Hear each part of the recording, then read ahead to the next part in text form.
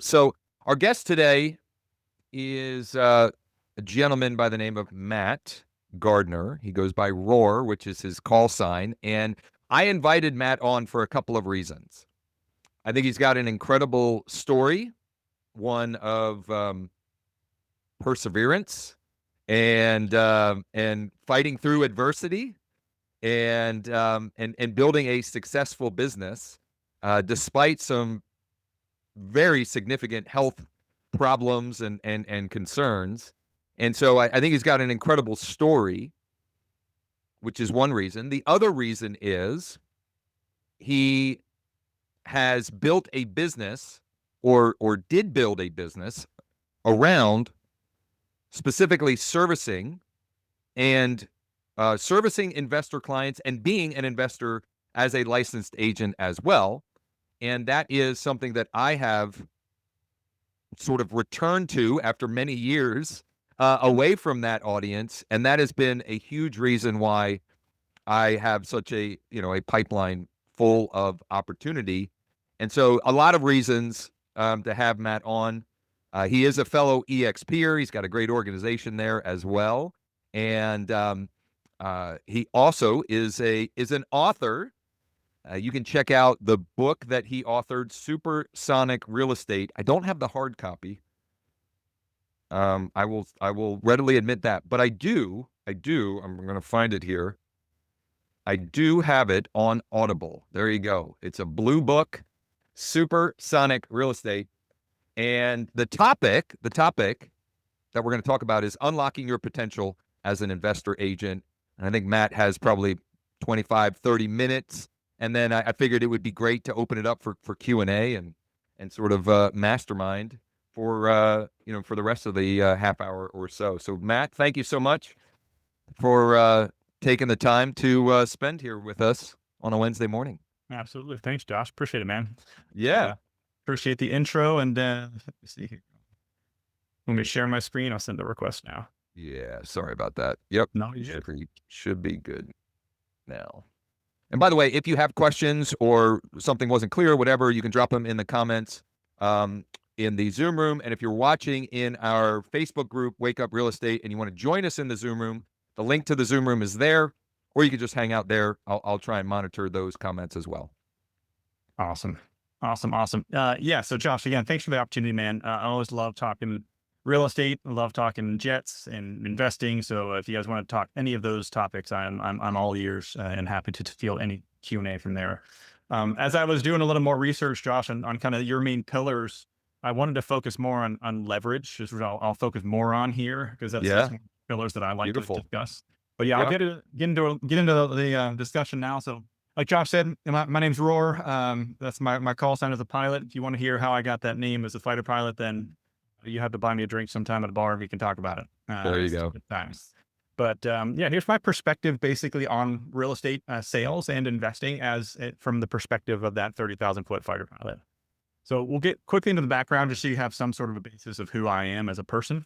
I'll talk to the OODA loop for anyone who has any idea what that is. If you do, you get a gold star for knowing that in advance.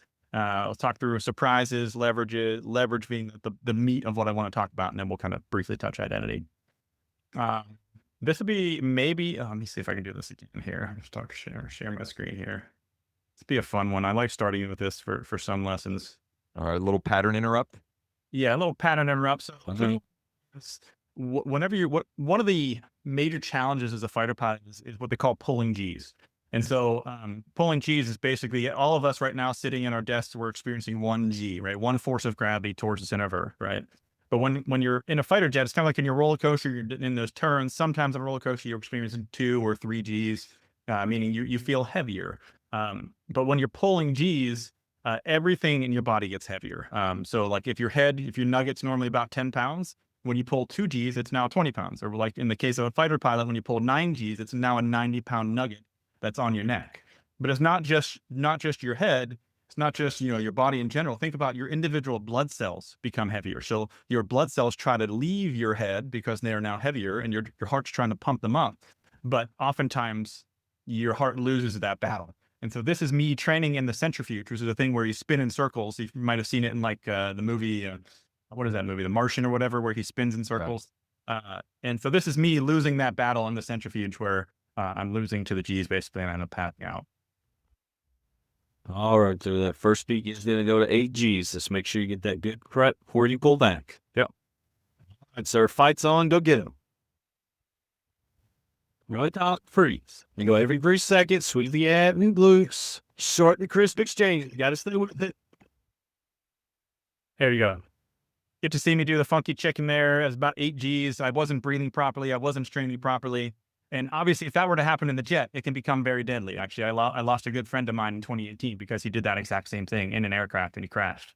So this one of the things that we focus on the fighter pilot world, like there's things that we really focus on precision. Execution has to be flawless because there's second decisions that have to be done properly. Otherwise, really terrible things can happen. Luckily, that precision can be relayed into the world of real estate, and it's not a life or death decision. So it's not nearly as stressful, but we can take the lessons learned from the fighter pilot world, and we can transition some of those into hopefully your execution as agents, ideally investors as well. So here's my background. I went to the University of Florida, the Harvard of the South now, apparently is what they're calling it because it's a great school. This is my family, my wife, 4 kids, and it's what we like to do. We like to travel all around, and it's a good life we live. Ended up getting my master's in engineering management later down the road. My undergrad was in mechanical engineering, but like most good real estate agents or fighter pilots, we actually don't use our degrees. We just focus on sales and investing. It's silly how much time and money we spend on what we consider education, formal education, that we end up not using at all. This is what I've flown as far as the background. I flew the DA-20 first with super light little like aircraft, jumped in over in the T6 then, which is like the Air Force's trainer. And then I started jet trainers from here. So that's the T-38 in the bottom right. And then I got into the fun stuff, flying the F-15E. So this is me down on the bottom left here. This is me flying in Wales, near one of the mountains over there. This is a 2-seat aircraft, a lot of fun. Got to go to the Middle East, deploy down there and do a lot of really good stuff all around Europe. And even doing some like low flying in the fjords in the Arctic Circle. So like just running the gamut of where I was able to fly with this airplane was a lot of fun. From the F-15, I transitioned over to the F-35. You can see here's my name on my jet in the F-35 world. This is a stealth fighter jet, if you're not familiar with it. And it's really kind of the newest fighter jet we have in the Air Force. And a lot of fun flying this thing, really cool opportunity to go from, flying what we call traditional fighters to 5th generation fighters, which are, fighting stealth, which is a whole different way to fight people. So that's my quick background on flying.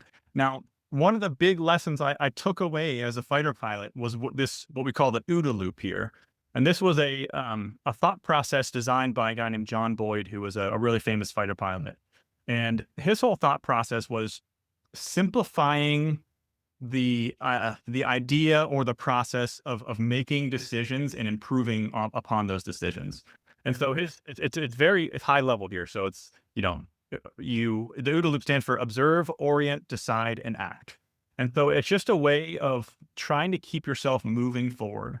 A lot of people in the real estate world tend to get hung up on one of these steps, right? We talk about analysis paralysis quite a bit. So you might be working with investors, or maybe you're trying to look at some deals yourself, and you continue to run the numbers over and over again, or you're working with a buyer who's just waiting for that perfect house. And you're just like, bro, like you are stuck in analysis paralysis because there's always some reason that it doesn't work, right? They're looking for that perfect scenario. So they get stuck in this kind of orientation. They're like trying to get there. Other people make a decision, but they don't act on it. Like, okay, today I'm going to work on that 6-pack, right? I'm ready, man. I'm going to eat right. I'm going to wake up in the morning and do what I got to do, but they don't act on that decision, right? So decisions without action aren't really going to take you anywhere. And then a lot of the step that oftentimes people miss are observing what their actions do to the end result. And so like I was a culprit of this even when focusing on the OODA loop. There were some areas in my business where I realized, like for instance, when I grew my team to, I had 35 agents on my local team, my sales team that I was doing. And, I was spending like $40,000 or $50,000 a month on leads for these agents. I'm trying to feed them, right? I'm like, hey guys, here's my action. I've oriented myself. I want team growth. I decided I'm gonna pay for these leads through whatever Zillow or Bigger Pockets or whatever source I could, and then I'm gonna act. I want them to act on this. I'm just doing this loop. I'm doing this kind of 3-step process, but I never looked back to see what my returns looked like. And then all of a sudden, 10 months later, I looked at I'd spent $500,000 and out of that $500,000 I spent, I only got $100,000 back. And so I'm like, wow, I just lost 400 grand because I wasn't doing the step of observing how my actions were impacting my business. And so this is a really super simple way to think about where you are in your life or in your business. Try to think about this constant iterative loop of like, how can I improve what I'm doing on a day-to-day basis? This can get much more complex. There's master level theses. This is like the high end thesis of what an OODA loop can look like if you want to look at like doctorate papers that other fighter pilots have written. So we're not going to get in that. Just keep it simple, stupid kind of mentality, right? And make it as simple as possible. Just that mentality of constantly improving. All right. So that's the OODA loop. That's the quick lesson I'll take from the fighter pilot world.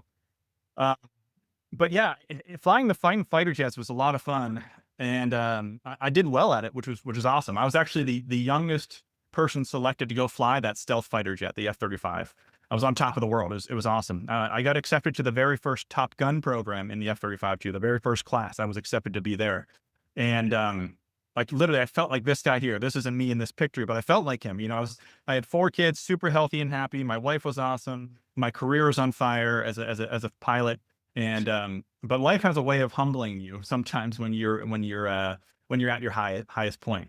In the real estate space, sometimes that's just a shift in market, right? Sometimes you feel like you're in a high because you're riding some wave, and all of a sudden the market shifts.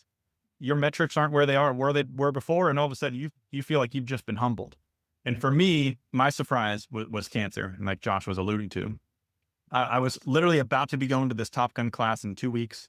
But I felt weird one day, just kind of felt off. I really I got out of breath walking up the stairs one day, and I went to my flight doc. I told her just felt off. So she did a scan of my chest, and this was the scan. They had 9 tumors in my chest. All these pink things here are tumors. And this one here was the size of a softball between my heart and my lungs. And it's crazy to see that like you can have such ridiculous masses in your chest and really not even realize it.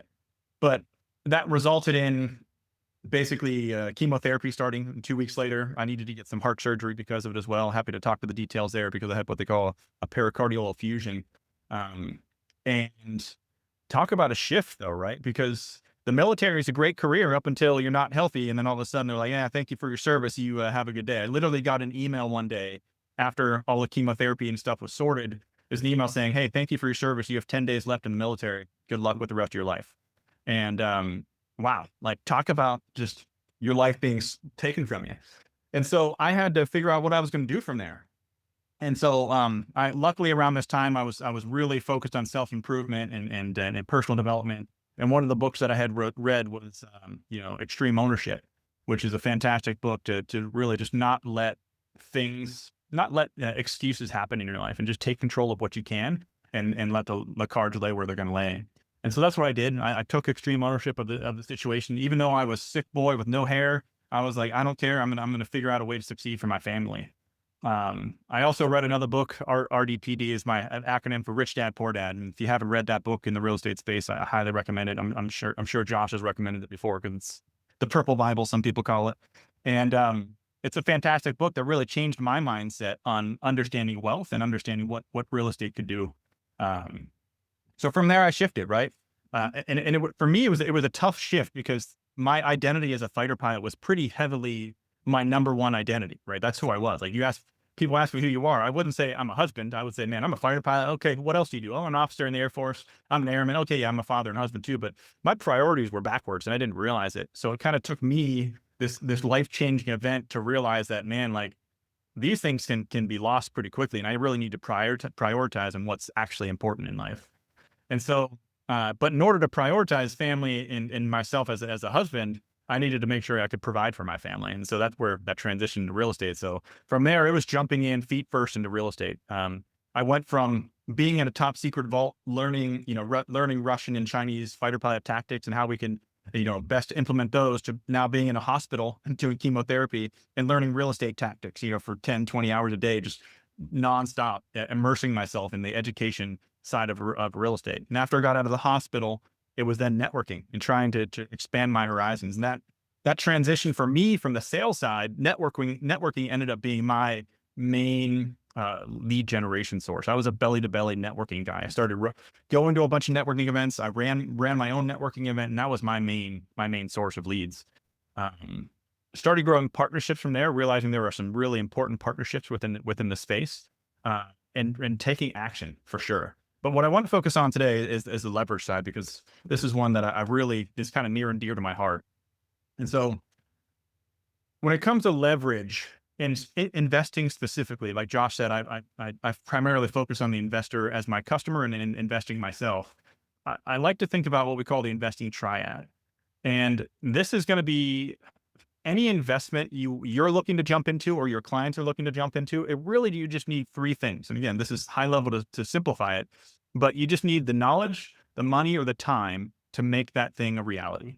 And so without those three things, an investment's not going to be able to happen. So let's say you're a standard, simple investment. You want to go flip a house. You might have the knowledge for how to, the hands-on how to flip the house, and you maybe have the time to do it. But if you don't have the money to flip the house, like there's no house to be had to flip, right? The same thing could be hold true with, like, you might have the money and the knowledge, but if you don't have the time, you got to figure out how to leverage that third component of the investing triad. So really what it comes down to for me, as I was looking at this and reading all these different books, I was like, man, yeah, you really only need two pieces here, and you can almost always leverage that third piece of the investing triad. And so that's what we'll get into now. And so if you want to, let's say you have the knowledge and you have the time, but you're looking to leverage the money, the monetary piece of it. There's so many different ways, and this is going to help you as an agent too, because the more knowledge you have to be an investor and a powerful investor personally, you're going to empower your clients to help them grow. Even though I have a pretty decent portfolio right now as an investor, I've helped others grow much larger portfolios than I have, because they either have more money or more time or whatever they happen to have to grow. Maybe it's just, they have more passion than I do in certain areas as well. But leveraging money. So here's an example. This is my first short-term rental on the bottom left. This was a rental down in Destin, Florida, in the Panhandle of Florida. And this one we were able to purchase for, I think $550,000 or so. And I didn't have the money for $550,000 at the time. I was leaving the Air Force. I maybe had $5,000 in the bank account, not a lot. And so I said, well, how can I find a creative way to buy this house? I know the house is a good investment. I had the knowledge, right? I ran the numbers on this house. They wanted $550,000 for it. And I was confident this house could make over $100,000 a year in gross income. And so it was going to be netting probably $40,000 a year after all is said and done. And so I was like, man, I want this house. I know it's going to be a cash flow king. And so I found a local investor who, he didn't have the knowledge, but he had the money and he had a little bit of time. And so I have the knowledge and time, but he definitely had the money. And so together, he ended up purchasing this house under his name as a second home. So just a 10% down loan under a second home loan. And we were able to tackle this house. And I ended up only investing, I think, like 30% of the funds into this house. He brought 70% of the money, but we split everything up equally as equal partners. And the house worked out really, really well. It cash flowed great, but then eventually it cash flowed so well and the market appreciated that we ended up selling this thing, and we bought a whole mobile home park with it. We bought a 60-unit mobile home park with the proceeds through a 1031 exchange. So that one creative deal, I was able to expand to multiple units and really grow the portfolio that way. Now, when you do leverage money, the one thing that people often fail to consider is their reserves, though. Leveraging is great, but there are some people, you talk to Dave Ramsey, right? Dave Ramsey says leveraging is not the way to go. You buy everything cash because you don't want to get into debt. And to a certain extent, I agree. I think some people over leverage themselves monetarily sometimes. And so when you do, I always emphasize this to my customers and my clients on the investing side, like, dude, this is great. You might have enough cash to purchase this house, but you need to understand there's going to be rainy days, right? Things aren't always rainbows and roses out here. And so you need to have those reserves to be able to hold on through the tough times. And, we have whole calculations that we'll go through with our clients for, what is conservative reserve levels that you need to confidently purchase a property there. The other thing with the leveraging side is, you definitely want to protect your investors. And what I mean by that is, here's the first flip I did in the middle here, but on the bottom right, this is the second flip I've ever done. And you can see this house, basically the entire garage on the left-hand side here had trees growing through it. The house had to be lifted 8 inches in the back. It was a much more larger piece of crap than I expected when I bought it. And I bought this house using 100%. Well, we used hard money for some of it, but we needed 30% down payment. And so I brought in investors for that 30% because at that time I didn't have enough cash for the 30%. So I went to some family and friends. I was like, hey guys, I'm trying to buy this house. I need to raise $100,000. Do you guys want to invest with me as joint venture partners, basically? And I got enough people involved. We raised, I think it ended up being $130,000 we raised for this deal on top of the money that we needed that we used for the hard money. Purchased a house, and everything went well until it didn't. And so as things often do, and ended up losing about $30,000 on this house because the long story short, it was right when COVID hit, beaches were closed in Florida, and we took a gamble and we lost 30 grand. And so, but when it comes down to it, to protecting your investors, if you are leveraging money, or if your clients are leveraging money from other people, personal people, family and friends, and not just a bank, realize it's so important to protect your investors. Even though this investment lost $30,000, all of my clients who invested with me in this deal, you better believe they got their preferred return and interest and everything back to them. They didn't lose a dime. They made money. I'm the one who lost the money on this deal. Because I wanted to ensure that those same investors that were investing with me and trusting me in this deal, I wanted a lifetime of partnerships with them. And so those same investors who invested, $10,000 to $20,000 in this deal, they're now investing $200,000 to $300,000 to $400,000 in my deals now, because I've shown that they can trust me in this process. And so that's a big key. Whenever you are leveraging other people's money, OPM, you need to make sure you protect them above all else. And yeah, the last thing I'll say for leveraging money is the ability, especially in real estate, if you guys aren't doing this, is the ability to save on taxes. It's great to do great in sales, right? It's awesome to do great in sales.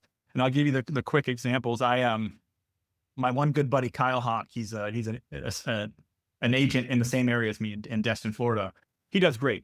One year, I sold about 55 million in real estate personally. So that was my sales volume for the 1 year. And he sold about 60 million in real estate. So we're talking, I was like, dude, you beat me. Yeah, I was trying to beat you this year, but whatever, we both did well. So we were very happy with ourselves. But I was like, man, I just got my tax bill. Like, how'd you do? How hard were your taxes for you this year? And, he sold 60 million in real estate. So he made, over 7 figures that year. And as you can guess, he didn't invest. He didn't invest wisely in real estate. So his tax bill that year was like $400,000 is what he had to pay in taxes. And if he wasn't a smart agent, he wouldn't have had that money set aside. So luckily he had the money set aside. He didn't have any sort of tax issues, but still, that's a tough pill to swallow when you see a $400,000 bill when it comes to paying your taxes. And I showed him my tax bill, and he's like, well, what was yours, man? I know you probably saved some money with the real estate stuff you're doing. I was like, here's my tax bill. I showed him from my CPA. I had the email. My CPA said, man, you owe $2,500. I was like, I just saved myself like 400 grand because of smart investments. And you're able to do that. And you can teach your clients this too, through just smart things like depreciation. So this is a copy and paste from the cost segregation study that I did from this RV park that I bought. Again, originally from this purchase with my short-term rental, I was able to depreciate $1.285 million in the first year from this purchase, which is huge. And at the time, it was me and 2 other partners on this deal. So we split this depreciation divided by 3. And so anyways, I was able to write off about $430,000 off this deal. Happy to talk details if that's too high level, or if I'm talking too low level for you guys. But anyways, long story short, you can save a lot of money, and you can save your clients a lot of money if you think wisely about how leveraging can be a huge benefit for you. All right, so that's leveraging money. Now, the other thing people often focus on is leveraging knowledge, right?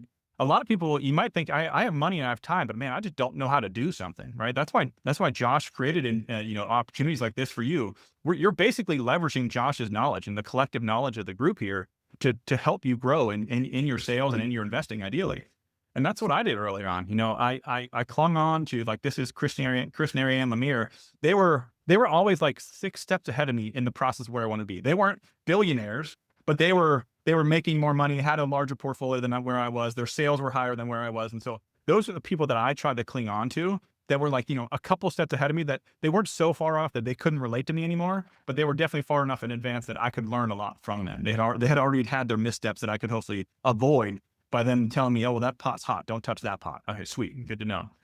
And this is another guy who's a local investor, Matt Robinson. So I leaned on these people early on just to learn and cling on to them as much as I can. But once you get to the point where your experience level is like Josh, as an example, you need to do the next thing is help other people grow, because that's helping other people leverage your knowledge. It's going to help you in the end, which is, I'm not saying to do it selfishly, but that is the end result, is what happens. As like Josh did here with creating this community, I'm sure there's been benefits to Josh. He's probably learned things from you guys that he wasn't aware of, and saying things that if you guys are ever in that position to where you can help the people that maybe aren't where you are yet, to bring them up, there are so many benefits to that, even if it's just good karma in your life. So do what you can to help leverage knowledge of others to grow, and then other people who are seeking your knowledge.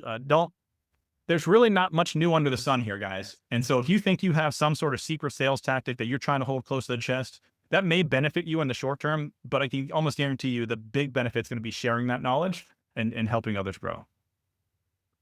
And the last thing we'll talk about as far as leveraging is leveraging time. Leveraging money is pretty obvious. It's using debt to help yourself grow. Leveraging knowledge we talked about, but leveraging time is really, really huge, especially in the sales world. Like, as a single agent, you can sell a lot of properties, but if you don't leverage your time properly, you are going to be burnout, or you're going to hit your cap pretty quickly. When I started sales, I was still technically active duty in the Air Force. And so I would work my 9-to-5 job while I was still recovering with the chemo stuff in the Air Force. And then from 5 to midnight, basically, I was working my sales stuff. And it worked great up until I started succeeding, and I didn't have enough time in the day to help all the people that wanted help.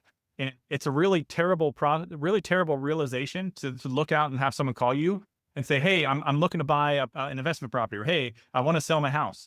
And you realize, like, you totally dropped the ball. You never called them back because your systems and processes weren't in place, or you just didn't have the time because you're just too inundated with all your other customers. And so leveraging the time of others is super huge. And that's why, I'm sure Josh talks about the systems of, getting either assistance or, leveraging AI, or whatever you can to offset your time to the max extent. Through me, it was through a lot of intentional partnerships and syndications. And so, like, for instance, this is a good friend of mine named Darren. We bought our first mobile home park together, which is separate from the other mobile home park. And the reason I even learned about this mobile home park is because I met him at one of the meetups. Like I said, I was out networking as much as I can. He just liked me. He's a good old Southern boy. And he liked me. We kicked it off. 3 months later, I hadn't talked to the guy. 3 months later, he called me and said, hey, Matt, I'm at a mobile home park. You want to buy it with me? I'm like, dude, I don't know. Are the numbers good? Maybe. And he's like, yeah, I'm here. I'm doing an inspection on this mobile home. And this guy said he's old and he's tired of running this. I'm like, yeah, dude, sounds great. Can you get some seller finance terms? He's like, yeah, let me talk to him. So in the end, those are all the keys we purchased when we purchased our first 17-unit mobile home park. And just from me networking and leveraging his time as he's out trying to find deals and bird doggy for me, unknowingly. It's not like I was calling him every day, hey, Darren, you find a deal yet? It was just me being, a good guy and trying to help out people where I could. And on the syndication side, on top right, these are my partners that I do syndications with. And so syndications meaning we'll do official, like, SEC exempt raises to buy apartment complexes or other large investments. And when we got together for the first time, this is my partner Reggie, my other partner Josh. I was really, really active in sales, and I told him, I was like, hey guys, I don't have the time right now. I don't have this aspect of the triad. I don't have a ton of time. I have a bunch of people in my network who have money. I have money myself, and I have the knowledge for how to run these deals. I just don't have the time. But Reggie was like, dude, I got extra time to spare right now. I just don't have the money in my pocket, but I have the knowledge. So Reggie had the knowledge and time. Josh himself, he had a pretty big audience. So he had access to money, and he had the knowledge, and he had the time, kind of all three. But he was like, so together we really formed a really great partnership to where we started tackling deals left and right. And other people were able to leverage our time as syndicators because, a lot of our clients are doctors and attorneys and business people that are just too busy to worry about where their wealth's going. So we'll hand it to us, and we'll help their money grow through our systems. The other thing to consider, especially with an EXP, is trying to get as many multiple passive revenue streams as possible. One thing that EXP does great is its ability to have passive income, right? So if you guys aren't growing a downline at all in EXP, you're just wrong. I don't know how else to tell you.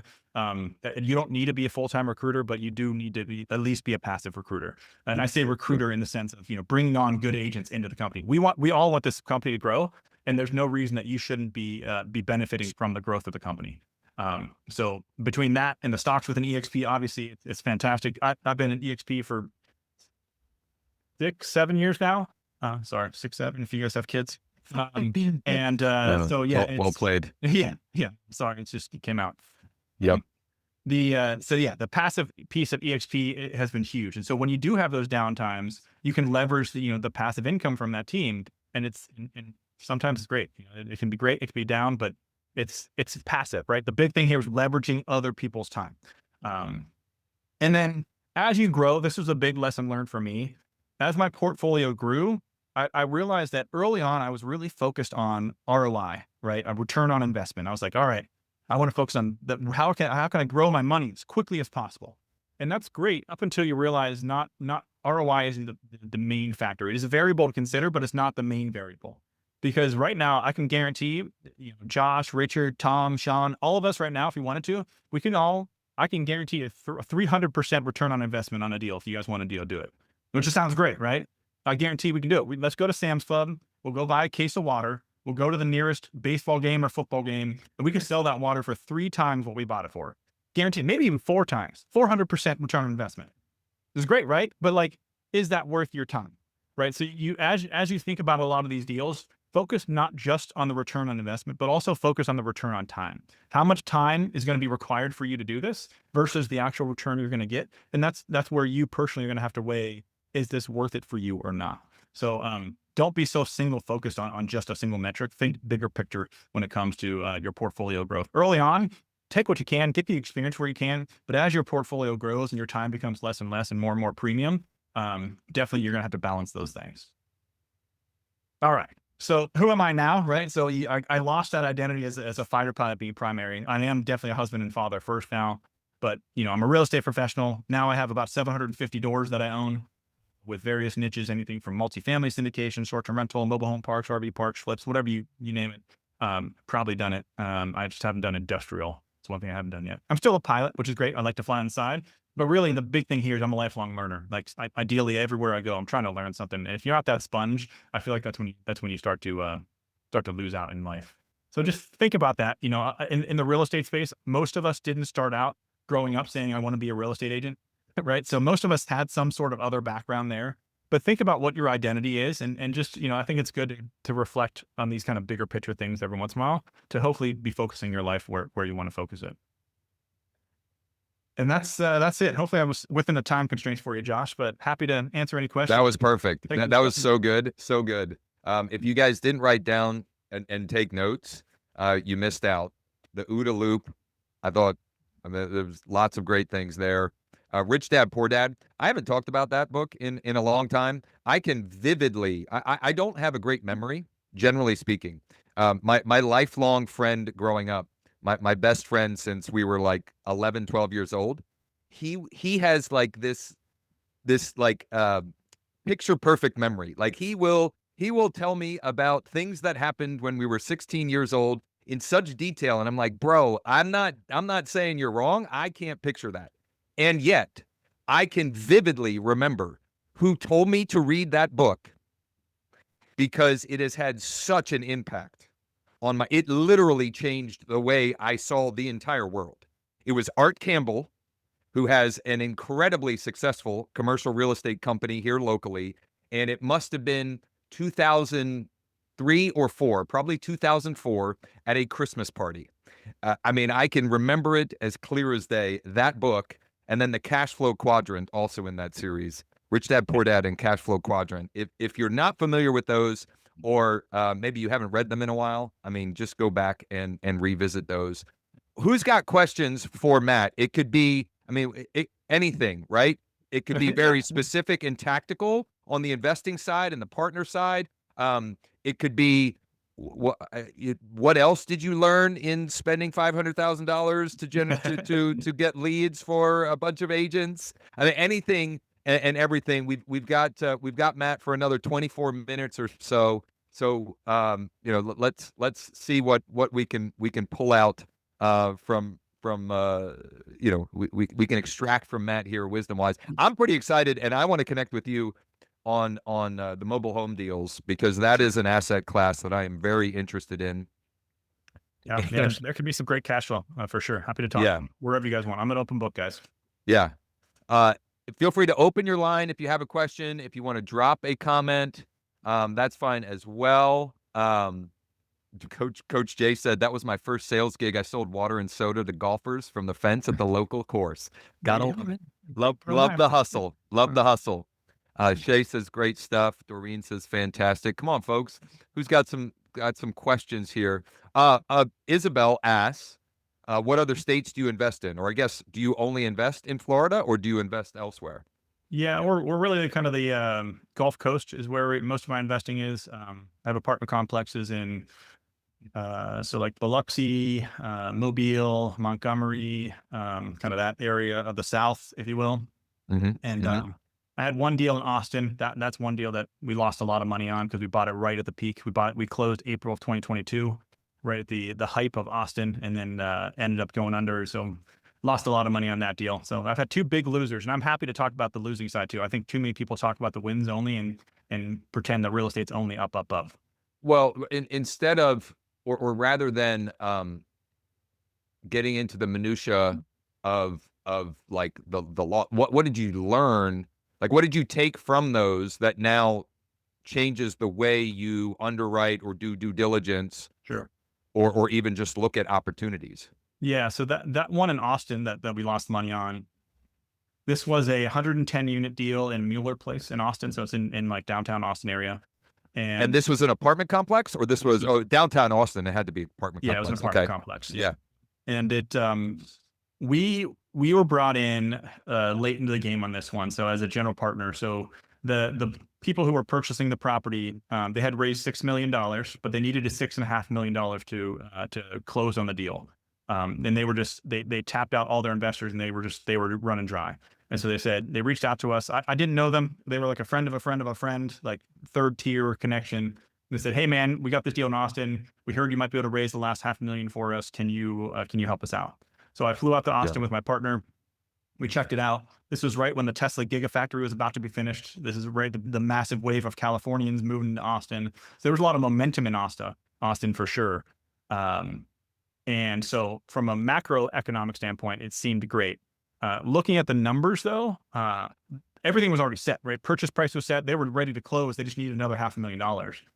So there was nothing I could change about the numbers, and looking at them, they were definitely tighter than I wanted to. The reserves, right? We talked about reserves. The reserves were way tighter than I wanted. Normally, if you guys are familiar with the working capital ratios, we normally want to run a working capital ratio, a minimum of 1.5 to 2.0, which all that means is if you look at all your assets and all your liabilities for the next 12 months, cash in the bank and expected income versus expenses, and all the expenses, outflow of cash.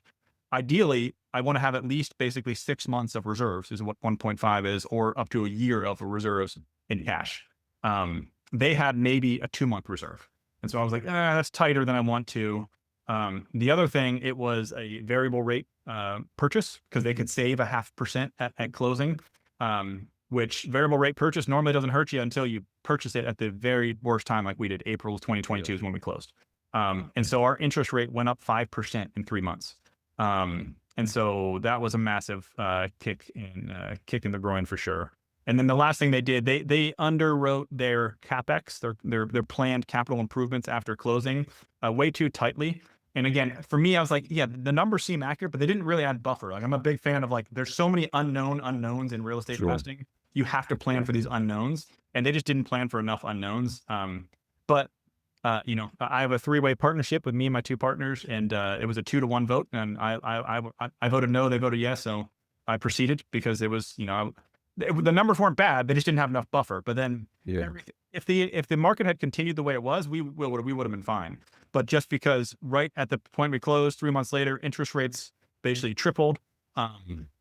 We were underwater and ended up having to give that one back to the bank. And so the $500,000 that we raised disappeared. The entire $6.5 million in that deal disappeared. And so we're still in the process of paying back my investors. I said, hey guys, we're going to pay you back. We're not going to let you lose this money. So we're still paying them back from this is 2 years ago. So yeah. Well, okay. Well, I appreciate the transparency there. I mean, I think that's pretty awesome. Was that Shay? Yeah. Fire away, buddy.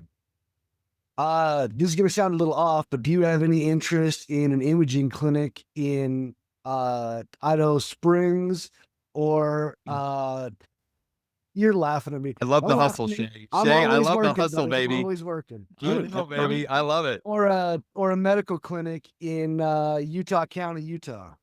Idaho Springs. I'm happy to look at the numbers. The most recent thing we're doing, we just broke ground on a cannabis extraction and processing facility is what we're building in Mississippi right now. That's our most recent one. I'm not a pothead by any means, but the numbers look good and it's legal. So that's our big thing now. I'm happy to look at the numbers though. If it's a win, sure. I'll hook up. Matt, with you, okay, if I'm I'll always connect looking you and Shay. Yeah, absolutely. Yeah. for my clients. Yeah, Shay's a killer and also works with a lot of investor clients and a killer in a good way. Like Shay is the real deal. Nice. And yeah, good on you, Shay. I love the hustle. Doreen, or actually, let's go this question first. Kevin asks, and I think just out of curiosity, can you split up your doors, quote unquote, doors counts from apartments, single, and mobile, or approximate? Yeah, let me think.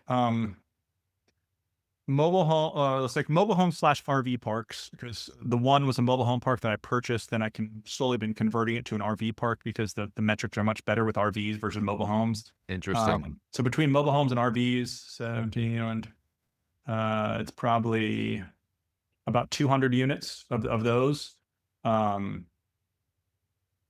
Maybe 500 to 550 units on the apartment complex side. It's over 9 or 10 different apartment complexes. Yeah. And then I'm down to I've owned 7 different short-term rentals, but I'm down to 1 now because we've either sold or not. And then I've owned about 10 long-term rentals, but I'm down to 5 now because I've sold a lot of those. But yeah, so I have 5 long-term rentals that I have right now. Very So cool. There's my rough mix. Doreen asked, what does insurance look like on mobile home parks? Like how does?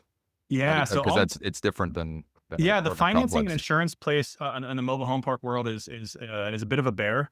FHA does have financing for mobile home parks, but typically you're looking at more Class A parks, like really nice established ones where most investors are looking for like mom and pop run mobile home parks. So the 3 that I've owned, we all purchased with seller financing, and we chose to insure just via general liability. So we didn't have any property insurance because I don't want to own the actual buildings. I don't want to own the mobile homes themselves. And so the first 17 unit that I bought with Darren, we owned, I think 15 of the 17 homes. So we owned most of them, and that was a big headache. And what we ended up doing, Darren, great guy, I love him. He was just very hands-on and I was very hands-off. And it got to the point where I just felt bad. And so he was like, hey man, we tenant just moved out or died or something, and we need to go turn the unit. I said, great man, well, I'll call my guy and get out there and get some bids.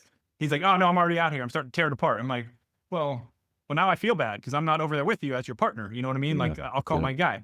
I was like, at least let me pay you as if you were a contractor, because this is not a balanced partnership. I want to make sure this is fair.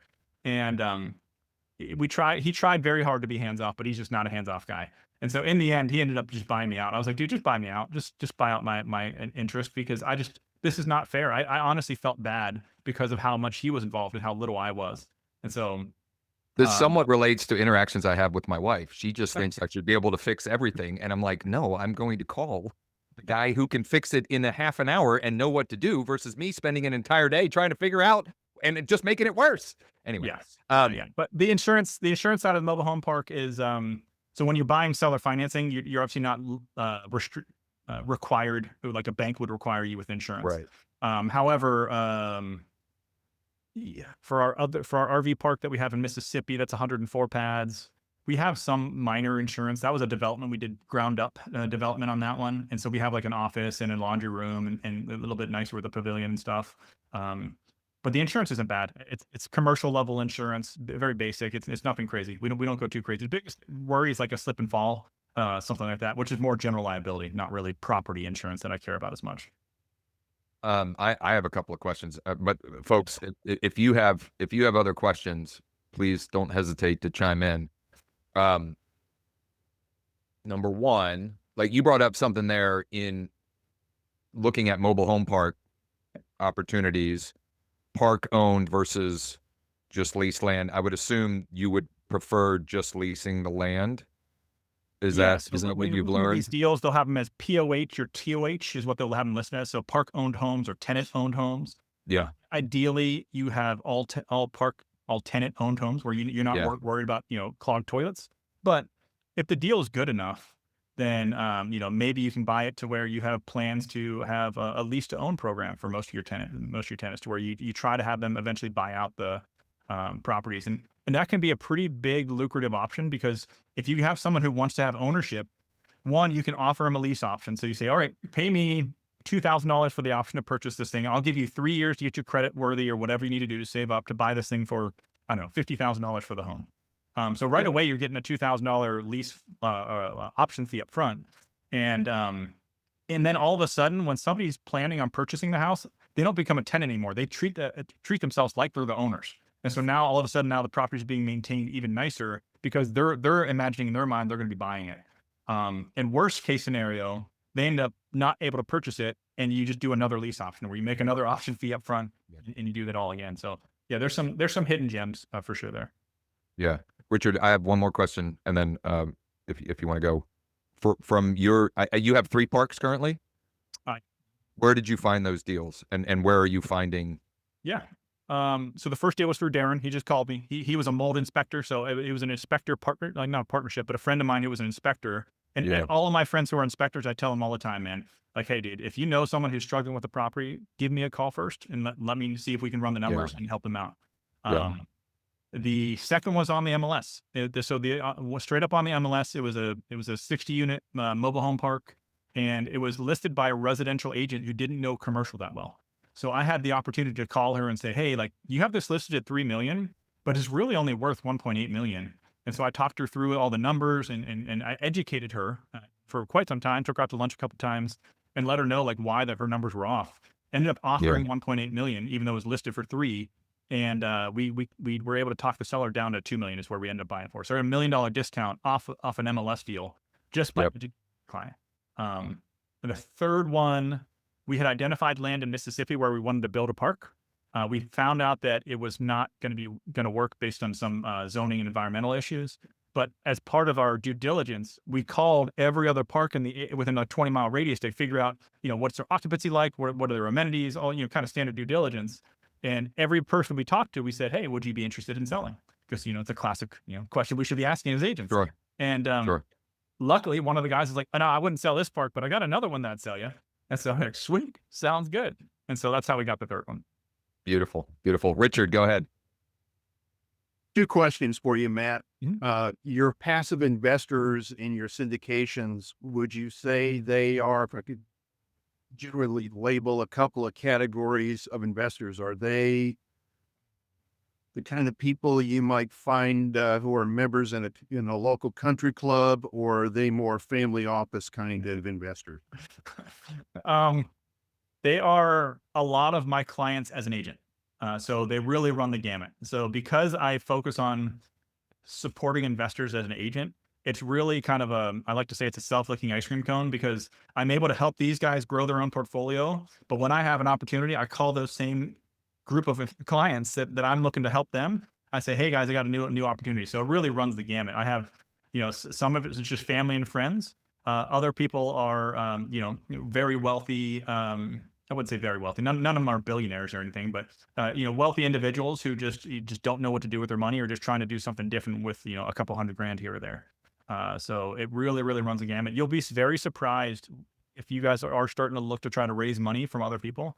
It's very surprising the people that just have extra money that are willing to trust in with you. So we do most of our syndications are what we call 506B exempt syndications, meaning they I have to have a pre-existing relationship with the people that are investing with me.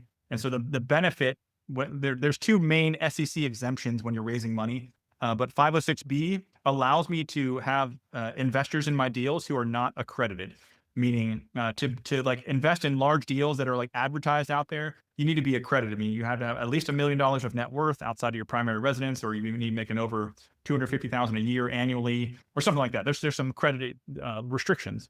But when you do a 506B, I'm allowed to bring my family and friends in, and people that I have pre-existing relationships with, and I'm able to raise money from them. The only thing I can't do is I can't advertise it publicly. So if you go to my Facebook, you won't see, hey guys, I got a new cannabis deal. Who wants to join me? Like, and none of you would be able to join, like, unless I knew someone here first. I wouldn't be able to have any of you in that deal because it's a 506B. Now, our next deal, because we might know each other, like you guys can join me on, but like that one, you guys couldn't join me. We're raising 1.2 million on that one. We have about 900,000 in the bank, so another 300,000. We'll have that raised probably in the next week or two. But yeah, so I have never done any family offices though. So family offices, that's a different beast, because when you're doing a family office, which is typically someone who is a very high net worth individual or a high net worth family, and they have a wealth manager that's managing their money, they want to be a lot more involved. Where I'm looking for people who are just like, trust me with their money, and I'm going to do what I think is important with their money, and then we get the returns. So I've not done family office stuff.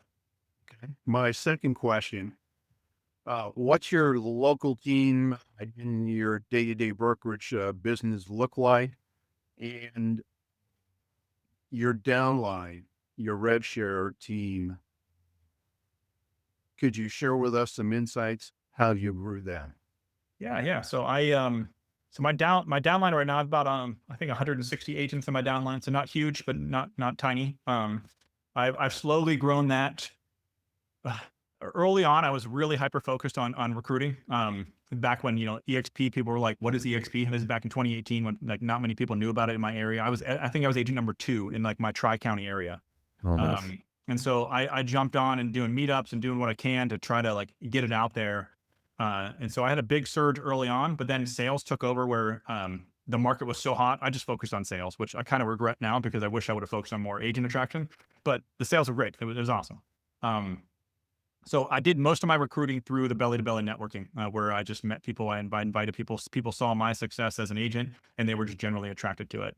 I attracted some people who were also just really focused on recruiting. So, I have like one person who came on, he got 30 people under him. Another person that came on, he had 15 people under him. So like that kind of natural growth. I think my level 1 right now is like maybe 26 agents, but the rest of the 160 is like level 3 and 4 or something like that.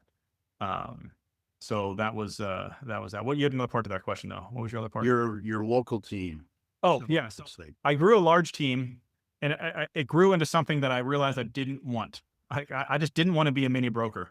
I clearly did manage the leads well, like I alluded to early on. And not only that, I wasn't happy with what I was doing. Like on a day-to-day basis, I'm like dealing with calls and complaining. And I'm like, this is not what I want. This is why I'm an EXP. I want the broker to handle this. And so I still want to attract agents, but I didn't want such a large local team. So I turned my team down to just me and 2 other agents that I really know, like, and trust. And like, we're just really good friends. And then we have a couple of virtual assistants as well. And that's what it is now, to where we're really just, if I give them a lead, or if we're talking, if I need to hand off, I go on vacation, I just hand them behaviors. I'll forward my calls to them, and I just don't do anything. Those are the type of people that I trust, and they're on my team right now. So it's just me and 2 other agents, and with some virtual assistants. Great. For those that might be curious, what was the primary source when you were heavily recruiting? Again, I'm not suggesting, like, I also resonate with that. I don't want to be babysitter for 30 agents on a team, but what worked for you to get bring on those agents? Yeah. For me, it was the meetup. So I consistently ran a meetup for 4.5 years. So every month we met, and it was not a sales pitch meetup. It wasn't like, hey, here's EXP explained every month, right? It was, hey, here's my meetup. And for my meetup, it was generally just open forum. So sometimes we had 8 people, sometimes we had 50 people show up. It wasn't a paid thing. It was just very low key, just kind of come as you are, and let's talk real estate in whatever capacity, whether it's sales or investing. A lot of my investing deals came through that meetup, and a lot of my agent recruits came through that meetup. And I didn't just attend my meetup either. I went to other people's meetups in the area, just to try to get my name out there. And when I went to meetups, I was very intentional. It wasn't like, oh, I'm going to go and just leave. I'm going to be a wallflower. Like I literally in my notebook, which is in my backpack right now, I'd write down like, okay, cool. Che, he wears a hat with sunglasses on his head, and he's got a beard. He's into investing. He's got a deal in Colorado. William seems like a nice guy. I didn't get to talk to him. Make sure I focus on William next time. Richard's really inquisitive about X, Y, and Z. And so I would do that, and I would intentionally follow up with them afterwards. So I didn't do it from like a super large, like AI, here's a big database and I'm going to use AI to do it, which is, not an invalid technique. Mine was just much more on a personal level of, hey, Richard, we met last week. I remember you said you had a deal. You want to connect, or maybe, hey, dude, I saw you sold these 5 houses last week. Let's meet over coffee. I'd be curious how your brokerage is working. And we would just talk, you know what I mean? And it would be natural, organic kind of growth from there. That's great. I was assuming you were running ads or doing whatever, and it was just old fashioned build relationship, look for connections, bring value. Yeah, that was it. Yeah. That's great stuff. That's great stuff. Well, we are coming up on the top of the hour. I would be remiss, since the conversation steered here, if you're curious or would like to explore what it might look like to partner with us at EXP in a scenario where whoever invited you here, you could partner with them and potentially Matt as a co-sponsor. We can explore any and all of that. If that is of interest to you, get back to whoever invited you, and we can see if we can set that up. That is something new that EXP rolled out earlier this year, the concept of co-sponsoring, and it makes for a wonderful opportunity to get even more help and collaboration and support to succeed in whatever you're looking to do in this business. Joan, this is a great question. Thank you for asking that. Matt, for those that are curious, what is the best way to connect with you or to find your contact information? I don't want to assume anything. Sure. You can find most socials. If you just search Matt Rohr Gardner, you'll find me on Instagram or Facebook, on LinkedIn as well. Happy to pass my cell phone number if you guys want as well, or my email. I'll just throw it in the chat here if you guys want to have it. Yeah, let's throw it in the chat. I don't want to, this will end up on YouTube, and I don't want to, I don't want that, I mean, for your sake, floating out there. All of this is everywhere. So, Perfect. yeah, there you go. So all of it's in the chat there. But yeah, if you quickly just Google me, my contact information is everywhere. So yeah, happy to help, guys. If you got deals, like I said, happy to look at them. A lot of people send me deals. A lot of people send me what they consider deals, but it's not what I consider a deal.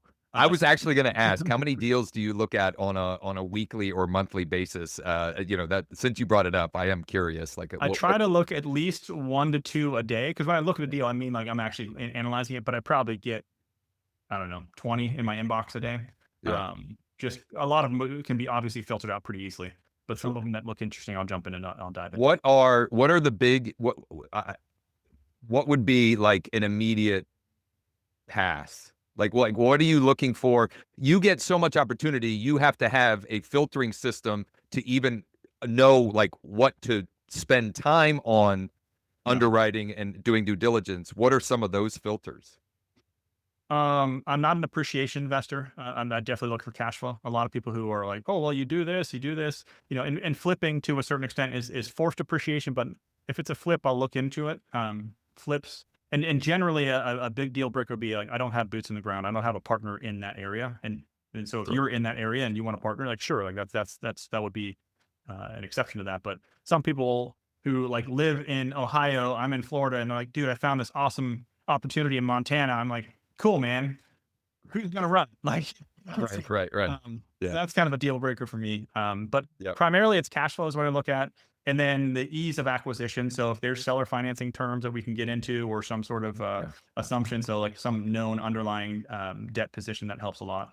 But like this cannabis deal, this just kind of came in front of us, and because it's cannabis, we're not able to get lending. There's not many banks that want to touch it.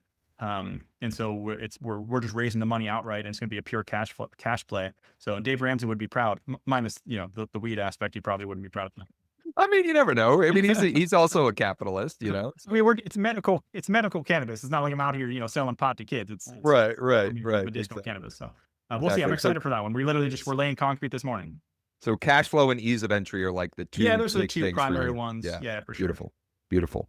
Well, this was great, Matt. I really appreciate you taking the time and sharing. And your story is, truly an inspiration as well. Because I mean, all of this, you didn't set a timeline. I don't remember, but like, you got licensed when? So end of 2018, I started, I retired out of the Air Force in 2020 is when I started. Yeah. Bravo, man. Bravo. Good stuff.